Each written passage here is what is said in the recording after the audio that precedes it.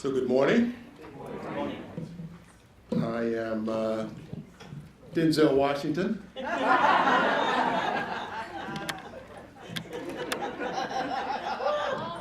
right.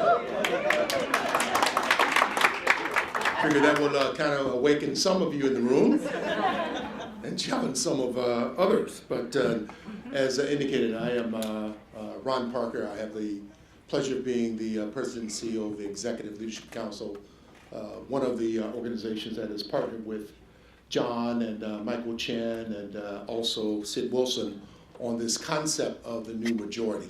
And I would like to just underscore what the concept is all about. I think there's an Asian proverb that says the journey of 1,000 miles begins with the first step. So as we evolve to the information, the data that says that by the year 2045, what will represent this great country will be the emergence of different groups that have come together. And what we're trying to do with this new majority alliance is to get out in front of it and to seize the opportunities that it has to offer to all of us. I have the wonderful pleasure of introducing our keynote morning speaker. It is John Spector. He is President and CEO of the Conference Board, head of the most widely quoted source of management and economic intelligence. Prior to joining the Conference Board, John served as the Vice Dean of the Wharton School of Business at the University of Pennsylvania. He also spent 20 years at McKinsey & Company, one of our strategic partners at the EOC, holding a number of positions. He also is a writer. He is the co-author of a book, which I love the title, We Are Smarter Than Me. Let me repeat that. We, and it speaks to our theme, the Majority Alliance, are smarter than me, advising how businesses can harness their power of collective intelligence. Ladies and gentlemen, let me introduce to you John Spector. John.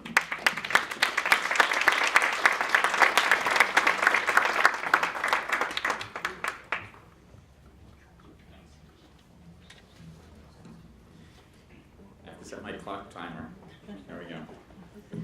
Ron, thank you very much. And John, thank you for the invitation to speak here today. It's a real pleasure to come back to this roundtable and see how it's grown and developed and how the themes are evolving and advancing. I think it's terrific. I'd like to talk today on the topic of diversity in American business, and I'd like to look at it from three angles: market, management, and morality. Market, management, and morality. It's an important topic because of the external political and social environment that we're in. I don't need to go through each item that makes this an interesting time, but it is surely interesting times that we live in today. The Conference Board has long been involved in issues of diversity and inclusion in the workplace. We just recently established a Diversity and Inclusion Center to bring together all of our activities. We have a number of groups of senior executives, chief diversity officers, chief human resource officers, and others who meet regularly to discuss these issues. We have an annual conference. We publish research on the topic, some of which I'm going to share with you today. And I hope you'll take advantage of these resources. They're all available to our member companies, and much of our content, or at least some of it, is available to the public. As a not-for-profit organization, we make some of our research available to the public. So I hope you'll take advantage of that. If a CEO stands up in front of an audience to talk about diversity and inclusion, I think it's important to state, just as a background, how we're doing in our own organization before we talk about businesses in general. I'm very proud of the fact that almost 50%, 5 out of 11 of our senior management team, my direct reports, are women, 20% are non-white, 1 is not an American, 15% of our board are women, 20% are non-white. We carefully manage promotions and opportunities, promotions and pay raises, to ensure that across every major demographic category things are equal. Taking into account what we do for the business community as well as what we do internally, I'd give ourselves probably a B-. Maybe some of my colleagues would give us a C+, but there's a little grade inflation. I think we give B-. I think we are only at 15% of our board members. I know Deborah's here, and I think we're probably about at the average, maybe a point or two below, but we have an opportunity to make that higher. We were higher. It's very, at one point we had 10%, most of our board members are CEOs or former CEOs of Fortune 500 companies. At one point we had 10% of the female CEOs in the Fortune 500 on our board. But CEO turnover, I feel this personally, is high. And so it's a constant effort that we need. But I think we could do better there. I think we could do much better. I also think we could do better in our middle management ranks. While our senior executive team is 50-50, close to 50-50, the next tier down of the next 30 or 40 people are heavily male in an organization which is at least 50, maybe 55% female. So I think we have more work to do. So that's sort of where we are at the conference board. I'm also proud to say that thanks to the leadership of, I'm embarrassed to say that it's because of May Snowden's leadership that we decided to sign the diversity pledge that 350 CEOs have now signed, and we're just about to sign it as well. I'm sorry it took us so long, but thank you, May, for making us aware of the opportunity, and I think we immediately agreed to do it. So, okay, market, management, and morality, diversity in American business. Let's start with the market, which is, I think, an important part of, maybe the major part of today's theme, and where I'll spend most of my time. The next decade in the United States, and I'm going to focus on the U.S. Because that's where our most recent research comes from. You could, obviously, from a diversity point of view, be talking about a lot more than that, but I'll just focus on the U.S. The next decade is going to be incredibly interesting from a market point of view because of changes in demographics. We're going to see the slowest growth in working age population that we have seen in the last 50 years. It has already started, and it will continue for the next 15 years. This is why labor markets are tightening. Wage rates will rise. They're starting to. This is, by the way, happening in 30 developed countries, not just the United States. And also, by the way, this is the subject and conclusions of a major report that we published in the middle of 2014 when we said this is coming, and now you can see that it's starting to come. But the changes in demographics don't just relate to the overall number of working people. They also relate to the composition of the market. Who are those people, and what are their backgrounds and their ethnicities? And this is, I think, very, very relevant for the theme of this conference. Let's first talk about population and then talk about spending. The U.S. population as a whole will grow by about 8% between 2015 and 2025. The large generation of baby boomers is aging. Life expectancy for the elderly is increasing. The number of people between ages 70 and 84 will grow by 50% in the next 10 years. So that tells you something about market opportunity, again, by different categories of characteristics of people. 70% of total population growth will come from consumers over the age of 65. Hispanic and Asian consumers will grow the fastest by 24%. White consumers will grow by 1%. Black consumers will grow by 9%. Dramatically different growth rates if you're thinking about this from a market segmentation point of view. 53% of total population growth, 53% will come from Hispanic consumers. So that's what the next 10 years looks like in terms of thinking about the market opportunity. Now let's talk about spending. Now, I don't want you to be angry at what I'm about to say, because it sounds like what I'm doing is characterizing groups of people by their spending habits. And I'm just talking about averages. And I'm going to prove that in a minute. I just want to take a quick poll. How many people in this room own a motorcycle? Two. Three. Okay, 3 people. I'm going to come back to that. I'm talking about averages now. I'm not talking about each of you personally. But broadly speaking, different segments of the American population have very, very different spending habits. And as the different segments are growing at very different rates, as I just shared with you, the likely spending on the products which they spend on are likely to vary very significantly. And this creates real insight and also real opportunity and danger for companies, depending on whether you think about the market in terms of diversity or you don't. So let's go through some of the categories. First of all, very broadly, spending growth, products most linked to the household, like housing, appliances, are disproportionately driven by white households. And products that are more closely linked to the person, like food and clothing, are disproportionately driven by non-white households. It's a very interesting split. It's obviously not true for every single purchase and for every single person, but on average it's absolutely true. So let's talk more specifically about a specific set of products. Healthcare is highly concentrated in the oldest households, and the most extreme age-related services are concentrated in white households. Routine services and products that are common among all ages, such as eyeglasses, have little variation across ethnic groups. But white consumers are much more likely to live alone in their elderly years as opposed to their adult children. And so they spend significantly more money on average, on end-of-life care, such as nursing homes. Housing spending tends to shift with age, but that trend is strongest among white households and not nearly as strong among non-white households. So spending associated with owning a home, like purchasing appliances, performing maintenance and repairs, are concentrated in white households. Non-whites are more likely to live in multi-generational households, so overall housing demand per person is lower among non-whites than it is for whites in the US. Food spending varies greatly. Non-white households spend more money on certain staples, rice and beans, seafood. White households spend more money on cheese and dairy products, processed baked goods, and cereal. I think I'm an example of that, unfortunately. And I'm on a diet. I've lost 12 pounds, so I'm going. Here we come to motorcycles. And by the way, our researchers write, I'm reading now verbatim from we're about to publish a report on this in the next month. And I'm reading verbatim from and they write with just analytical clarity. They're not trying to disparage any group like motorcycle owners. Transportation. Spending shifts. Certain products are much more popular with different groups than others. Motorcycle sales are heavily concentrated in middle-aged white households, but almost nobody else buys them. So to the three of you, you are the leaders among this group.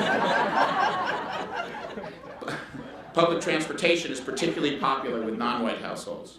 Entitled households, white households spend the most money on car purchases, but Asian households devote a larger share to new car purchases. Apparel is one category where non-white households spend more on average than white households. Among younger households, those headed by Hispanic consumers spend the most, while Asian households spend the most in their middle-age years. Amongst white households, women's clothing remains very popular in old age. Men's clothing tapers off. Men's clothing is particularly popular among Asian and Hispanic households of all ages, with boys' clothing particularly popular in those segments as well. Entertainment spending is highly concentrated in middle-aged households, particularly those headed by white consumers. This is particularly true for large recreational items such as campers and trailers, which go almost completely untouched by most non-white households. So we've got motorcycles and trailers. And again, we're painting with a broad brush here, but this is what the economic data says. Education is the opposite of healthcare. It's highly concentrated in younger consumers. Asian households spend the most money on education, especially college tuition, tutoring, test preparation services.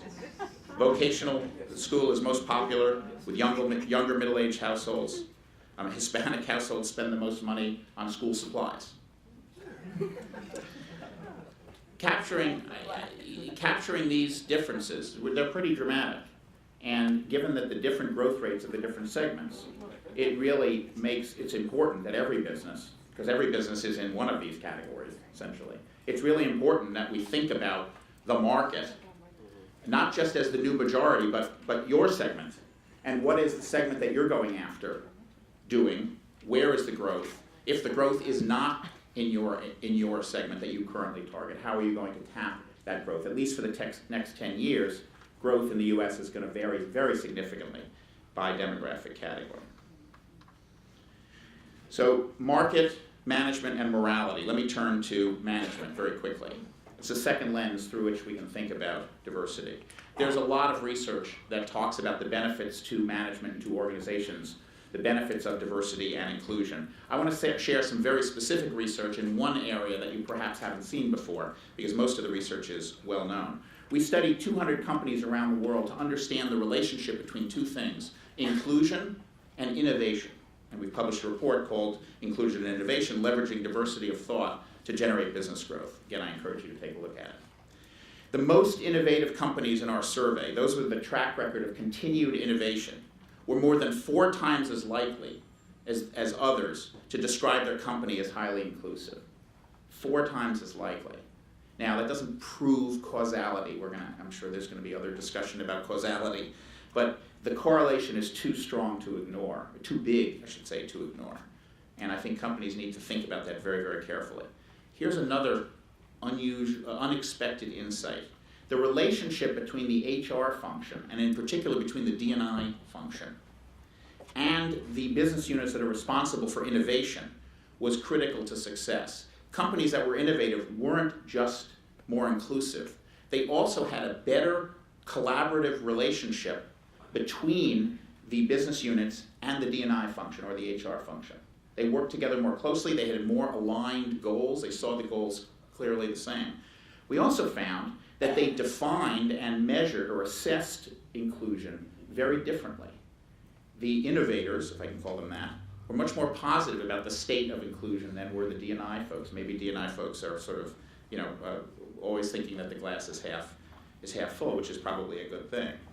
But it basically shows that the best companies, the most innovative companies, operate differently with respect to inclusion and better than those who are less innovative. And I think that that's a very narrow but very important subpoint under this theme of management. There's again, a huge amount of research that shows that diversity and inclusion improve business performance. Here's an area where we looked at a specific business performance, innovation, and found the same to be true. Markets, management, and morality. And so let's turn to the last piece, which is morality. And there's only one way, I think, to speak about morality, and that's from a personal perspective. I don't want to lecture anybody. We define morality perhaps somewhat differently. The only perspective I can offer is my experience and my perspective. I'm a white male.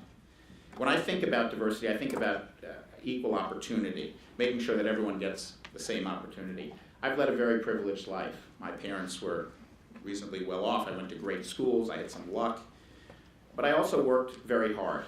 And when I think about my success, I struggle to attribute it to hard work, performance, or privilege.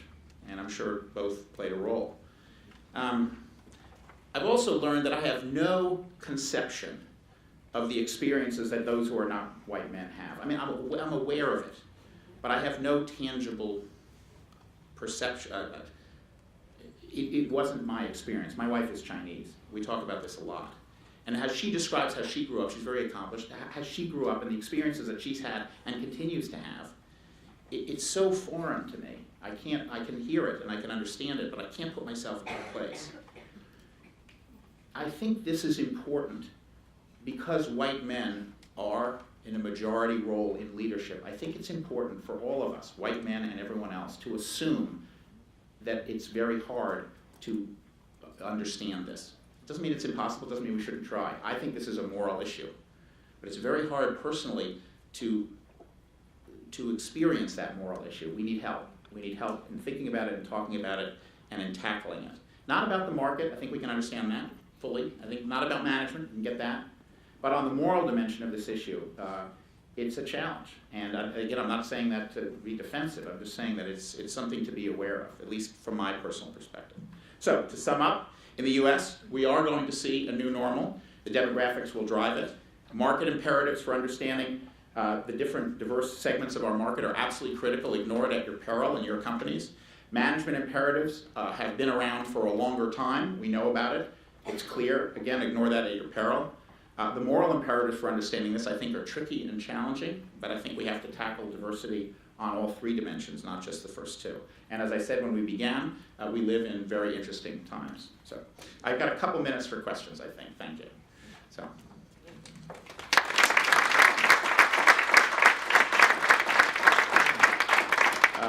All the way in the back.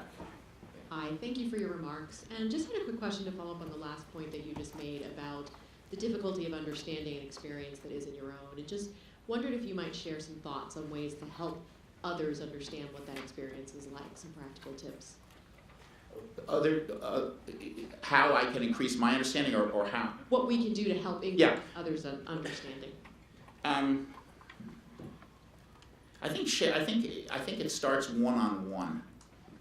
You know, when my wife tells me what she's been through, it's a lot more effective than a PowerPoint presentation. I hate to say that as a McKinsey consultant. PowerPoint presentations are the near pinnacle of one's achievement in life.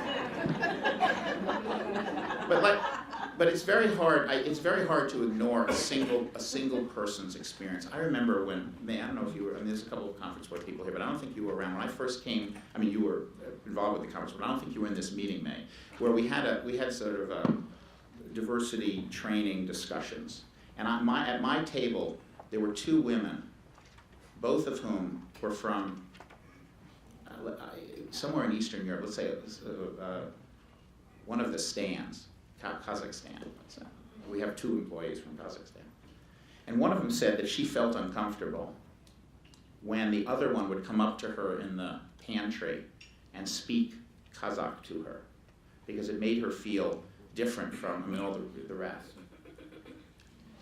And if you had showed me a PowerPoint slide on that, I would not have believed it. I said, do we even have any employees from Kazakhstan? But I mean, really, is that? But listening to this person say it right at the table with me, it was very clear. It was affecting. It was very valid. So I guess what I would try to make it personal, and try to find channels and processes in which individual people can share what they have experienced with people who haven't experienced it, rather than speeches and data and so forth. I think it's very powerful that way. Yeah. First of all, John, I really want to thank you for your presentation and for your candor. I'm Joanne Harrell. I'm the Senior Director for Citizenship for the United States for Microsoft. And what I think is so interesting is first of all, the data about your senior management, 55% female. 45%, sorry, we're getting there. I'm giving you more credit. 45% female. And yet you mentioned that your middle ranks don't reflect that same level of diversity. And so I'm just interested in hearing from you as a leader of an organization that I would consider to be quite enlightened, and a leader who's very candid and in touch and understands you seem to be self-aware. And yet your organization in the middle has slipped back. Yeah. So can you talk a little bit about that and the challenge and how you're facing it? Yeah. We're facing it carefully. That doesn't answer your question. I will again be perfectly honest. I don't know. There are just some management issues that aren't, not that they're not knowable, but we don't know. I don't know the answer to the question at the conference board at this time. The data shows that we're promoting people at the same rate. We're hiring people at this, in roughly equal balance. So at once you can say, well, mathematically over time that will correct itself. But we don't quite measure, like the specific promotions into, this is a group called the Management Committee. Maybe that's biased in some way. Or maybe it's the law of small numbers. I mean, in Microsoft, you can do the analysis across tens or more than 100,000 people. At the conference board, we do it across 400 people. And we're all split up into different groups, so it's always the law of small numbers. But there must be something. There must be something going on, and I honestly don't know what it is. We talk about it.